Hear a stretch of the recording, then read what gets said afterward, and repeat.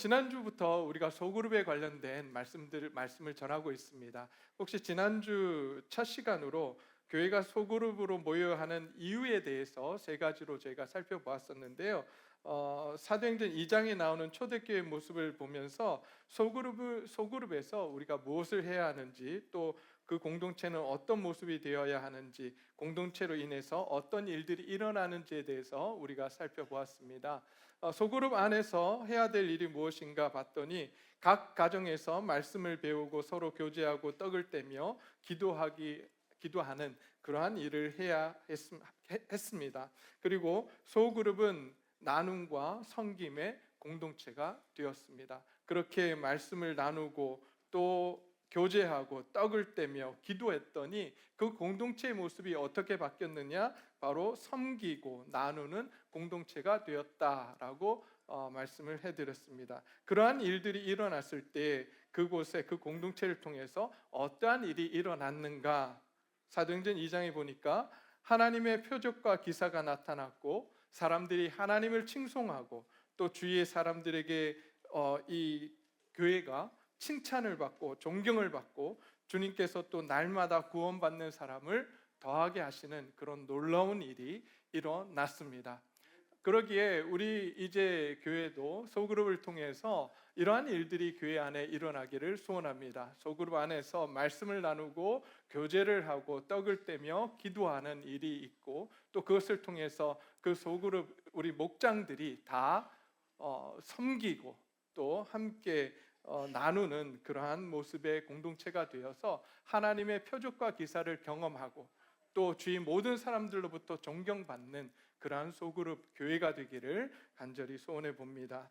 여러분, 제가 이런 이야기를 하면 사도행전 2장에 나오는 교회에 대한 이야기를 하면 많은 분들이 이런 이야기를 합니다. 아니 목사님, 그건 동화 같은 이야기입니다. 이 세상에 그런 교회는 결코 존재할 수 없습니다. 어떻게 그런 교회가 있을 수 있겠습니까? 라고 저에게 반문을 합니다. 여러분, 정말 그럴까요? 정말 그런 교회는 이 땅에 없을까요? 우리 교회에 이런 모습이 없다고 해서, 물론 저희 교회에 있습니다만은 아직 우리가 이제 그 길로 가고 있잖아요. 우리가 이제 그 꿈을 꾸고 지금 가고 있는데, 그렇다고 해서 이 초대교회에 나오는 사도행전 2장에서 나오는 그러한 교회가 없다고 생각하지 마십시오. 제가 이렇게 미국에서도 있었고 공부를 하면서 봤을 때 그런 교회들이 이 땅에 존재했습니다.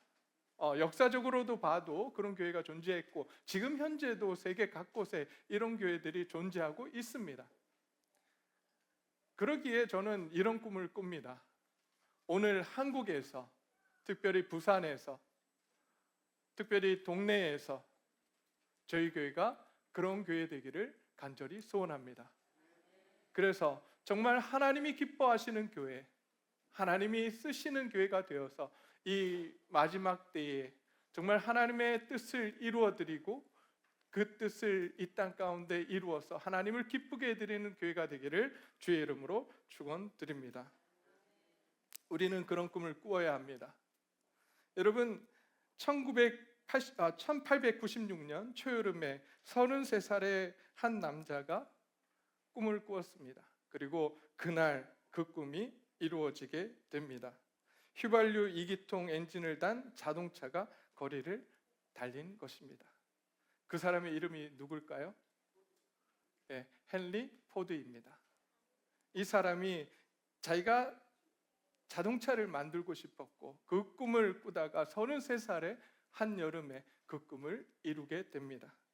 근데 거기서 이 헨리 포드의 꿈은 끝나지 않았습니다. 이 사람이 꾼 꿈이 한 가지 더 있었습니다. 그것이 무엇이었냐면 지금 자기가 만든 이 자동차를 미국 집집마다 한 대씩 갖게 하는 꿈을 꿉니다. 사람들 주위에서 그랬습니다. 그런 꿈은 이루어질 수 없다고, 허망한 꿈이라고 이야기했습니다. 그러나 그는 그 일을 이루었습니다.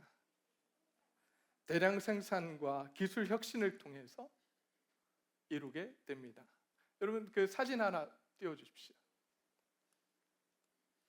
이게 처음 헨리 포드가 만든 자동차였습니다. 이런 자동차를 이제 각 집집마다, 미국에 있는 각 가정마다 한 대씩 갖게 하겠다는 생각을 갖고 이 헨리 포드 모터스라고 하는 이 회사를 건립을 하고 이제 그 안에서 기술 혁신을 만들어내기 시작합니다. 자, 그 다음 장면. 요거 말고 그 다음 장면 주세요. 예, 이게 먼저예요. 자, 지금 여기 보면 뭐가 만들어졌죠? 예, 우리가 잘 아는 컨베이어 벨트가 만들어졌습니다. 그리고 각 공정을 나누어서 만들어가기 시작합니다. 그 결과 그 앞 사진 보여주세요. 이렇게 자동차가 한 대씩 나오게 되는 일이 이루어지게 되었고 이제 미국의 각 집집마다 그 자동차가 한 대씩 갖게 되는 그러한 일들이 이루어졌습니다. 헨리 포드는 꿈을 꾸는 사람이었습니다. 우리가 쉽게 이야기하면 비저널이라고 이야기를 합니다. 비전을 꿈꾸는, 비전을 가진 사람이었습니다. 그리고 비전을 나누는 사람이었습니다. 그는 그의 비전을 이루어내었습니다. 오늘 제가 소개하고 싶은 한 분이 있습니다.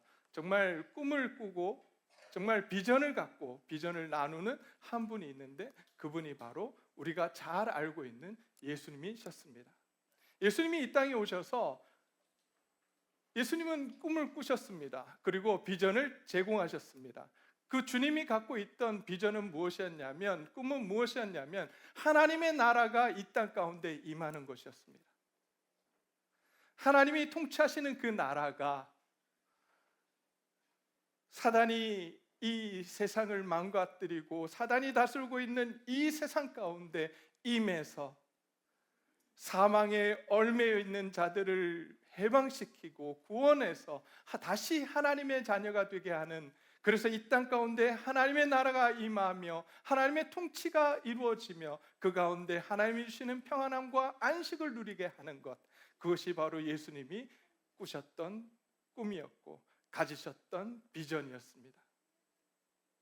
그 예수님께서는 이제 요한복음 10 예수님은 혼자서 모든 것을 할 수 있었던 분이셨습니다.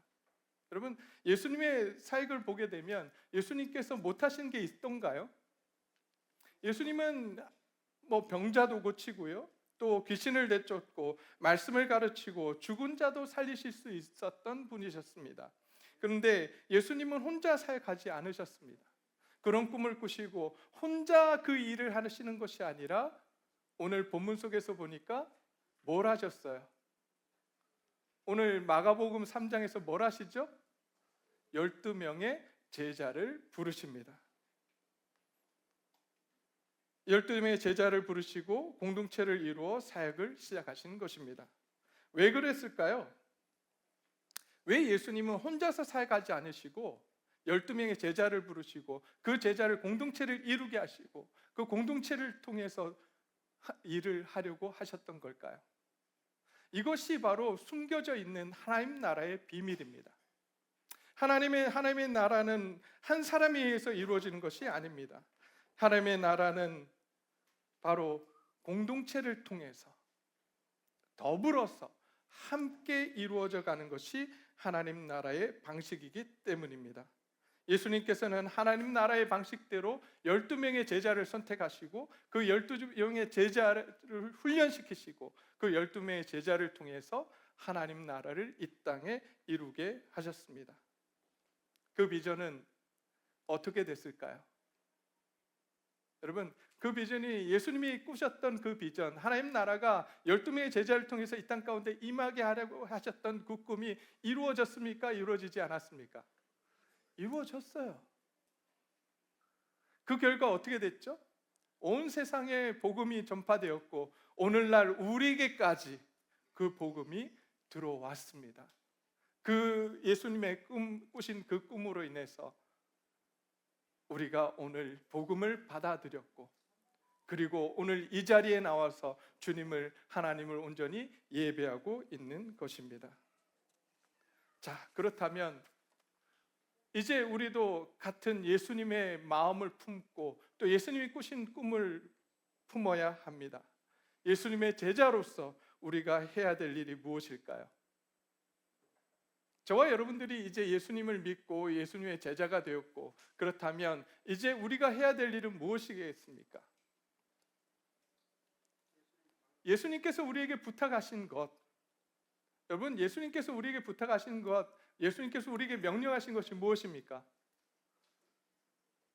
가서 뭐 하라 그랬어요? 마태복음 28장에서 예수님께서 우리에게 부탁하신 게 뭡니까?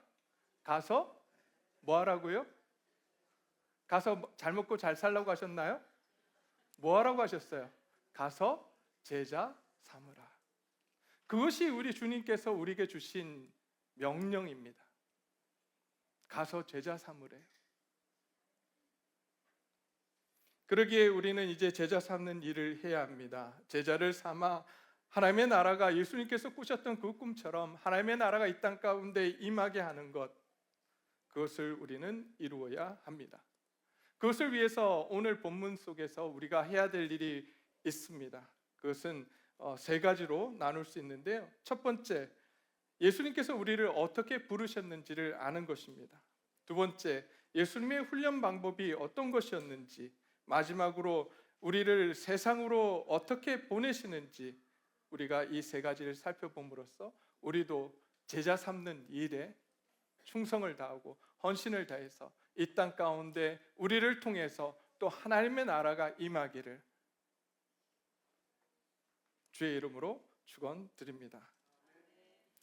여러분, 예수님께서 제자들 선택하실 때 마가복음 3장 13절을 보면 어떻게 되어 있냐면, 또 산에 오르사 자기가 원하는 자들을 부르시니 나온지라, 이렇게 되어 있습니다. 예수님께서 제자를 부르시는데 제자의 조건이 이렇다 저렇다 말씀하셨습니까? 안 하셨습니까? 예수님의 제자가 되기 위해서 사회적 지위를 가진 사람이어야 한다, 학력은 이래야 한다, 너희가 가지고 있는 부는 이 정도가 되어야 한다라고 오늘 본문에 말씀하셨어요? 말씀하지 않으셨어요? 없습니다. 단지 한 가지예요. 그 제자를 부르시는데 그 기준이 뭐예요? 누가 원하시는? 예수님께서 원하시는 자들을 부르셨습니다. 오늘 저와 여러분들을 예수님께서 부르셨습니다. 믿으십니까? 왜 부르셨냐면 우리를 사랑하시기 때문에, 우리를 원하시기 때문에 하나님께서, 예수님께서 우리를 부르셔서 하나님의 자녀로 삼아 주셨습니다. 세 분 아멘 하시는, 이건 뭘까요? 제가 돌려서 질문하면 아멘 하실 것 같은데, 여러분 예수님 믿으십니까? 보세요. 근데 예수님 믿는다는 것과 예수님의 제자 된다는 것을 따로 생각하고 계신단 말이에요. 예수님께서 우리를 부르셨을 때 뭘로 부르셨어요? 왜 부르셨어요? 부르신 목적이 뭐예요? 제자 삼기 위해서. 예수님 우리를 제자 삼기 위해서 부르셨어요. 그렇다면 우리가 예수님 믿는다면 우리는 누구의 제자여야 합니까? 예수님의 제자여야 합니다. 그렇잖아요. 그럼 우리가 제자로서의 삶을 살아가야 되는데 우리는 그 제자라고 하는 사실을 잊어버려요. 예수님께서 나를 부르신 목적이 무엇인지를 잊어버리고 살아간단 말이죠. 오늘 이 시간을 통해서 우리가 그 생각을 다시 떠올리기를 소원합니다. 예수님께서 나를 부르신 목적이 무엇인지를 다시 한번 깨닫고 그 목적을 따라서 살아가는 저와 여러분들이 되시기를 주의 이름으로 축원드립니다. 우리를 부르신 목적은 제자 삼기 위해서 부르셨습니다. 그리고 그 부르심에는 우리를 너무나도 사랑하셔서 우리를 부르셨습니다. 하나님 우리를 다 원하고 계십니다. 무엇 되기를 원하실까요? 제자 되기를 원하십니다. 그래서 이 제자들의 그 직업들을 보게 되면 갈릴리 어부였고 세리였고 열심당원이었고 평범한 시골 사람들에 불과한 사람들이었습니다. 그런데 예수님께서는 그들을 원하셨고 그들을 부르셨습니다. 아무런 조건이 없었습니다. 단지 주님께서 원하시기 때문에 부르신 것입니다. 우리도 예수님께서 우리를 불러서 구원하신 것이 우리의 조건 때문에 부르신 것이 아닙니다. 내가 선하기 때문에, 내가 성격이 좀 좋기 때문에, 내가 좀 머리가 똑똑하기 때문에 나를 부르신 것이 아니라 하나님은 우리를 부르신 이유가 그냥 하나님이 원하시기 때문에, 하나님이 사랑하셔서 우리를 부르신 것입니다. 여러분 이 사실을 잊지 않았으면 좋겠습니다. 평생을 살아가면서 내가 사랑받을 만해서 내가 구원받은 것이 아님을 내가 사랑받을 만한 조건이 있어서 내가 사랑받고 있다라고 하는 사실이 아님을, 부족함에도 불구하고 연약함에도 불구하고 사랑받을 수 없는 사람임에도 불구하고 하나님이 나를 사랑하셨다고 하는 사실, 그것이 은혜임을 우리가 매 순간 깨닫고 살아가는 저와 여러분들이 되시기를 소원합니다. 여러분, 그 사람들을 예수님께서 모으셨습니다. 그리고 12명의 소급으로 만드셨습니다. 오늘날도 마찬가지입니다. 주님께서는 우리를 부르시고 이제 하나님의 그 부르심에 응답한 자들을 모으셨습니다. 이 교회로 모으시고 또 이 교회는 또 소그룹으로 목장이라고 하는 것으로 모아 놓습니다. 우리가 이제 그 부르심 앞에 응답하기를 소원합니다. 단지 그냥 예배에 나왔으니까 내가 할 일을 다 했다라고 생각하는 것이 아니라, 주님의 부르심은 어디 있냐면, 예수님도 보시면 무리를 끌고 다니셨어요. 많은 무리를 끌고 다니셨지만 오늘 몇 명 선택하셨어요? 몇 명 부르셨죠? 12명을 불러서 소그룹을 만드시고, 이 소그룹을 통해서, 이 목장이라고 부르진 않았겠지만 그 소그룹을 통해서 주님께서는 이 땅에 놀라운 일들을 이루셨습니다. 몇 명을 통해서요? 12명. 오늘 이 자리에 있는 저와 여러분들이 그 12명 안에 들어가는 12명이 되는 저와 여러분들이 되어서 이 땅을 변화시키는 저와 여러분들이 되시기를 원합니다.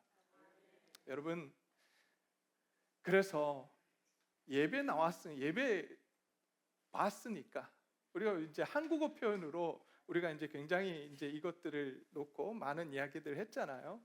예배는 드리는 거지 보는 게 아니라고 우리가 지금까지 가르쳐 왔고 그렇게 이야기했습니다. 근데 우리는 어쩌면 그렇게 많이 이야기했음에도 불구하고 오늘날을 살아가는 우리가 예배를 드리고 있습니까? 예배를 보고 있습니까?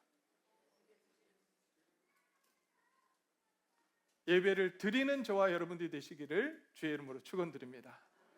예배를 드려야 돼요. 우리를 드리는 거예요. 그냥 왔다가 가는 시간이 되어서는 안 됩니다. 그냥 찍고 가는, 찍먹 안 돼요. 네, 몇 분 웃어주셔서 감사합니다. 찍고 가는 거 안 돼요. 우리의 삶 가운데 이제 우리를 드려야 합니다. 특별히 주님께서 원하시는 건 소그룹으로 모이는 거예요. 12명씩 모여서 그들이 함께하는 삶, 그걸 통해서 서로의 믿음이 성장하고 발전되기를 원하시는 것입니다. 그것이 두 번째입니다. 주님은 사람을 부르셨고, 두 번째 그 주님의 훈련 방법은 무엇이었냐면 12명씩 이렇게 그룹을 만들게 하신 이후에 주님께서 하신 일이 무엇이냐면 그 12명을 훈련시키는 거예요. 오늘 본문 말씀을 보면 이렇게 되어 있습니다. 14절에 이에 12를 세우셨으니 이는 뭐하게 하시려고요? 자기와 함께 있게 하시고라고 되어 있습니다. 예수님의 목적은 거기 있었습니다. 예수님과 함께 하도록 하기 위해서 그들을 부르셨습니다. 그래서 함께 자고, 함께 길을 걷고, 함께 말씀을 들으며, 함께 기도하고, 때로는 고난을 함께 겪으며, 예수님과 제자들은 함께 삶을 나누는 그러한 삶을 살게 하셨습니다. 함께 있음 자체가 훈련의 시작이었던 것입니다. 여러분, 가정교회로 세워지는 평신도 목회라고 하는 책이 있습니다. 서울 휴스턴에 있는 서울 침례교회 최영기 목사님이 적은 책인데요. 거기서 목사님이 이렇게 이야기합니다. 예수님은 제자들에게 강의하지 않으셨다. 그들을 부르셔서 자신의 삶 가운데 두시고 삶으로 보여주셨다. 그들이 보고 배우게 하셨다라고 합니다. 소그룹에서 저는 오늘 이 시간 제가 이 자리에서 저는 사실 여러분 듣게 하고 있잖아요. 말씀을 듣게 하고 있잖아요. 사실 듣고 배우는 게 얼마나 되겠습니까? 많이 못 배워요. 여러분 설교를 듣는다고 해서 내 삶이 확 바뀌든가요? 그런 분 있으면 한번 손 한번 들어봐 주십시오. 예, 맛있는 거 사드리려고 했더니 손 아무도 안. 여러분, 설교로 생각의 변화는 가져갈 수 있지만 내 삶이 확 바뀌지는 않습니다. 진짜 삶이 바뀌는 건 소그룹의 모임이에요. 소그룹 안에 들어가서 삶을 나누고 서로를 위해서 기도하고 서로를 위해서 정말 나눌 때에 그 사람의 삶이 변화됩니다. 그게 보고 배우는 게 무서운 거예요. 보고 배운다는 거예요. 내 목자가 어떻게 사람을 섬기는지, 내 목자가 어떻게 기도하고 있는지, 내 목자가 양들을 위해서, 목원들을 위해서 무엇을 어떻게 하는지 그것을 보며 배우는 거예요. 보고 배우는 것이 얼마나 무서운지 잠시 영상을 보고 가도록 하겠습니다. 됩니다. 엄마가 청소를 할 때면 아빠는 항상 엄마 옆에서 가사를 도와주는데요. 어지러진 곳을 치우거나 카펫을 들어 올려줍니다. 엄마 혼자 청소를 하는 걸 본 아이. 아빠 대신 조그만 손으로 카펫을 들어 올려주네요. 그렇게 엄마는 기쁨과 행복으로 또 한 번 충전이 됩니다. 여러분, 보고 배우는 게 얼마나 무서운지 아시겠죠? 3살짜리 아이도 3살 안 됐겠군요. 제가 아빠가 하는 행동을 보고 똑같이 따라합니다. 영상 하나 더 보겠습니다.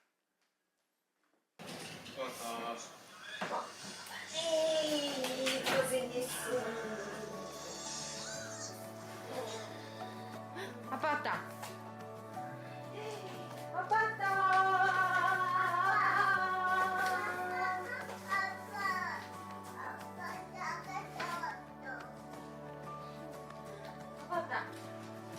아빠 수고했어요.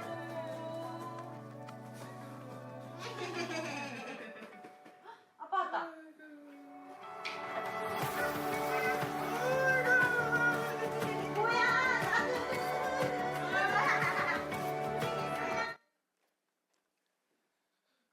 네, 저 영상 보면서 회개가 많이 되더라고요. 나는 우리 딸에게 어떤 모습을 보여줬을까? 여러분, 이게 예수님께서 제자들에게 하셨던 훈련 방법이에요. 그냥 예수님 3년 동안 제자들과 함께 하면서 그냥 다니신 게 아니라 예수님이 살아가시는 모습들을 다 보여주셨어요. 어떻게 말씀을 읽고 어떻게 기도하고 어떻게 나누고 가난한 자를 보면서 어떻게 대하는지, 약한 자들을 보면서 어떻게 예수님 대하셨는지 그것들을 제자들에게 다 보여주셨어요. 그리고 그 제자들은 성령이 임하셨을 때에 예수님이 하셨던 그 모습들을 다 기억하면서 예수님이 하신 그 사역들을 감당하게 됩니다. 초대교회를 이루게 되고요.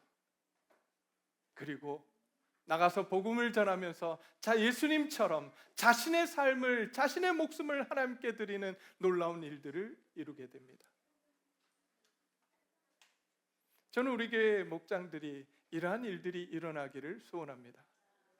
그러기 위해서 우리 목자님들이 먼저 주님 앞에서, 그리고 제가 먼저 주님 앞에서 헌신하는 사람들이 되어서 우리의 삶을 보여주고 우리의 목원들이, 우리 성도들이 함께 그 길을 따라갈 수 있게 되기를 간절히 소원합니다. 특별히 가정에서도 이러한 일들이 일어나기를 소원합니다. 우리 자녀들에게 너는 왜 그렇게, 나는 아빠는 그렇게 안 했는데 너는 왜 그렇게 기도 안 하고 말씀도 안 읽고 그런 삶을 사니? 라고 말하면 아이가 뭐라고 하겠어요?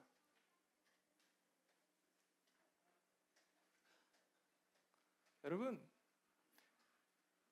특별히 저희가 통합 예배를 드리고 있잖아요. 우리 아이들이 정말 믿음의 아이로 성장하기를 원한다면 여기 있는 저와 여러분들이 어떻게 예배를 드려야 할까요? 어떻게 예배 드리면 좋을까요?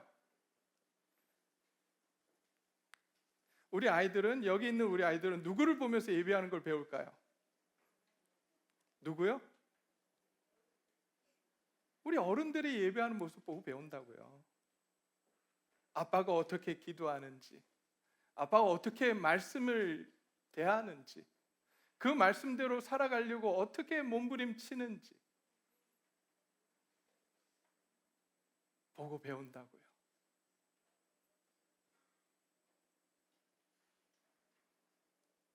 우리 옛 속담에 그런 말이 있잖아요. 콩 심은 데, 팥 심은 데, 팥 심은 데 콩 나나요?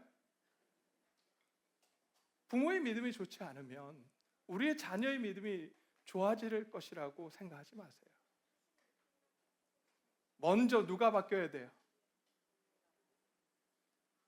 내가 바뀌어야 합니다. 먼저 내가 바뀌어야 돼요.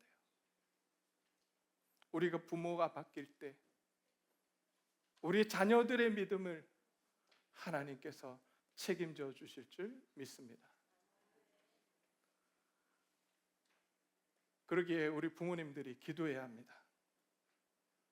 여기 계신 모든 부모님들이 자신을 위해서 기도해야 돼요. 하나님, 내가 믿음의 조상이 되겠습니다. 믿음의 사람이 되겠습니다.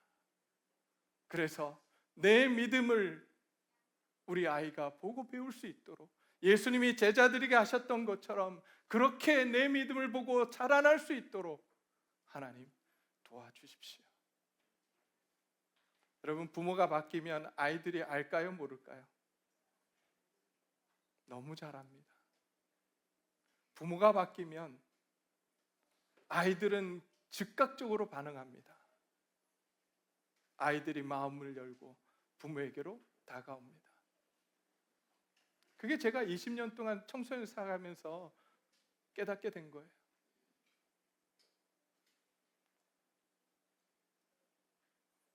예수님은 말로 가르치지 않으셨습니다. 삶으로 보여주시면서 그렇게 제자들을 훈련시키셨습니다. 그리고 그들을 통해서 하나님의 나라가 이 땅 가운데 임하도록 하셨던 것입니다. 근데 훈련만 시키시는 것이 아니셨습니다. 우리는 이제 훈련 열심히 받아요. 그럼 이제 그것으로 끝난다고 생각합니다. 많은 교회들이 제자 훈련을 많이 했습니다. 그런데 여기서 다 스탑했어요. 여기서 그쳤어요. 훈련은 열심히 했어요. 근데 거기까지인 거야. 근데 예수님께서 제자를 부르시고 함께 하시고 난 뒤에 하신 일이 무엇이었습니까? 오늘 본문을 보니까 뭐라고 되어 있죠? 자기와 함께 있게 하시고 또 보내사라고 되어 있습니다. 예수님께서는 그들을 훈련시키시고 보내셨습니다. 어디로 보내셨어요? 삶의 현장 가운데로 보내세요. 그래서 그 삶의 현장 가운데 들어가게 하시고 그곳에서 하나님 말씀대로 순종하며 살아가게 하시고 그곳에서 하나님의 나라가 임하도록 하는 일들을 이루셨습니다. 이제 우리 소그룹으로, 우리 교회는 이제 소그룹 목장으로 모여서 이제 소그룹으로 모여서 훈련할 것입니다. 근데 그 훈련이 보여주는 훈련이에요. 먼저 목자가 살아내고 그 살아낸 것들을 통해서 나누고 그것을 통해서 이제 우리는 세상으로 여러분들을 보내려고 합니다. 각자의 현실 가운데로 보내려고 합니다. 그곳에서 뭐 하라고요? 말씀대로 살아내라고.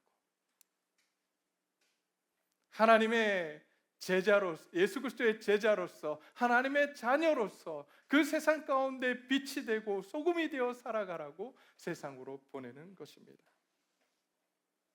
소그룹은 그저 위로의 공간이 아닙니다.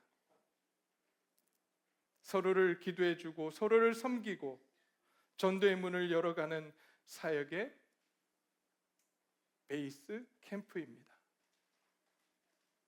이제 우리는 소그룹을 통해서 하나님께서 원하시는 일, 이 땅에 하나님께서 지금 예수님께서 이 땅에 오셔서 꾸었던 꿈, 바로 하나님의 나라가 우리의 현실 가운데 이루어지는 것을 소원하고 계십니다. 그 꿈을 우리가 이루어 드려야 합니다. 그런데 예수님께서 이렇게 12명의 제자를 선택하시고 훈련하시고 보내려고 하는 그 정말 이유가 있었어요. 그것이 무엇이냐면 마태복음 9장 36절의 말씀입니다. 제가 한번 읽어드리도록 하겠습니다. 마태복음 9장 36절입니다. 마태복음 9장 36절은 오늘 마가복음 이제 3장의 내용과 같은 내용입니다. 예수님께서 제자를 부르시는 그러한 모습을 지금 담고 있는 같은 사건의 본문이에요.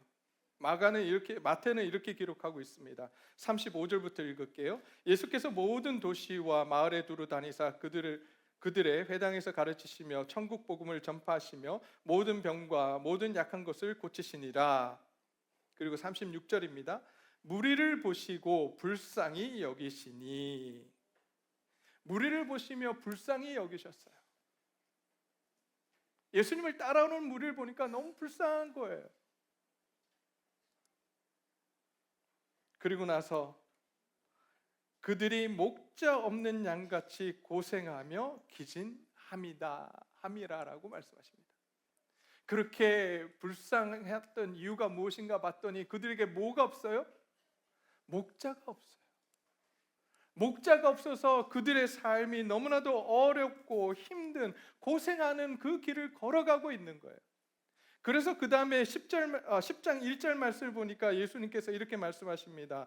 예수께서 그 12 제자를 부르사라고 되어 있어요.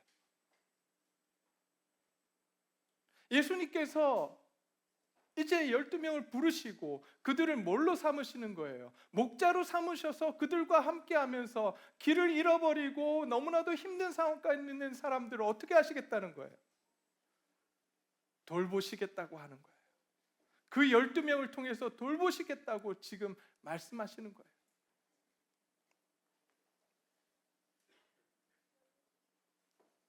근데 여기 보면 불쌍히 여기사라고 되어 있는 이 단어는요, 컴패션입니다. 다시 우리말로 번역하면 공감하시는 거예요. 그 연약함을 아시고 공감하시고 그들과 함께 공감하시면서 어떻게 하면 그들을 도울까? 그래서 목자를 세우시고 그 목자에게도 동일한 마음, 공감하는 마음을 요청하시면서 그들에게 보내십니다. 그리고 그들을 회복시키시기를 원하시는 거예요. 오늘날 많은 우리 사람들이 자신의 이야기를 들어줄 사람을 찾고 있습니다. 내 말에 귀 기울여줄 한 사람, 나의 말에 공감해줄 한 사람, 그 사람이 있다면 자기가 살아날 수 있을 거라고 그 한 사람을 찾고 있습니다. 저와 여러분들이 그 한 사람이 되기를 소원합니다. 예수님처럼 공감해주는 사람들, 가르치고 지적하는 사람들이 아니라 그의 말에 공감하고 그의 말에 함께 해주는 사람이 되어서 그들을 하나님 앞으로 이끌어내는, 목자 없이 방황하는 것 같은 그들의 영혼을 하나님 앞으로 데리고 오는 저와 여러분들 되시기를 주의 이름으로 축원드립니다.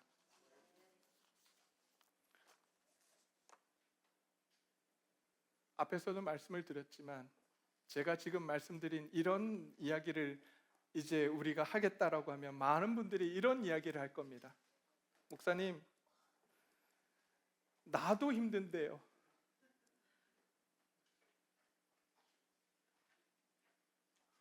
나도 힘들어서 내 삶 속에 힘듦이 여기까지 차 있는데 어떻게 다른 사람을 돌보란 말입니까? 이렇게 이야기하실 분들이 많을 것 같아요. 근데 우리는 기억해야 합니다.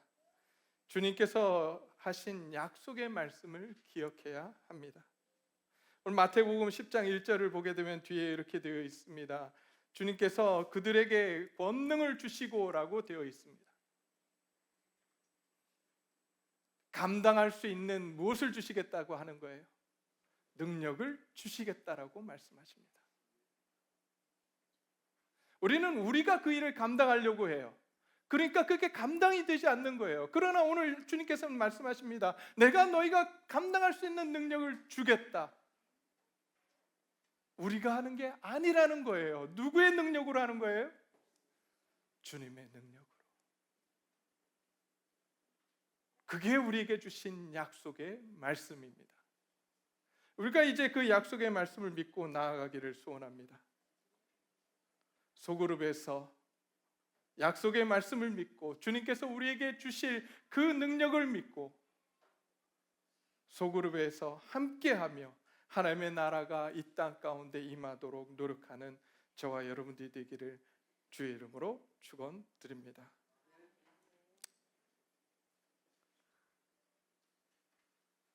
이제 결론 마무리를 하겠습니다.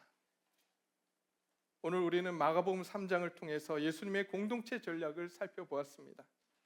예수님은 원하는 자들을 부르시고 그들과 함께 하시며 훈련하시고 세상으로 내보내셨습니다. 이것은 하나님 나라의 방식이며 오늘날 소그룹의 본질입니다. 예수님은 무리를 떠나 작은 공동체를 세우셨고 소그룹을 통해 세상을 바꾸셨습니다. 오늘날 교회가 회복되어지고 또 세워지기 위해서 우리는 예수님의 방법으로 나아가야 합니다. 이제 저는 오늘 이 자리에 있는 우리 성도님들에게 묻고 싶습니다. 부르심에 응답하여 공동체에 참여하고 계십니까? 내가 속한 공동체는 함께하는 기쁨이 있고 또 훈련이 있는 공동체입니까? 우리 소그룹은 예수님과 12제자처럼 세상 속으로 나아가는 그러한 소그룹입니까?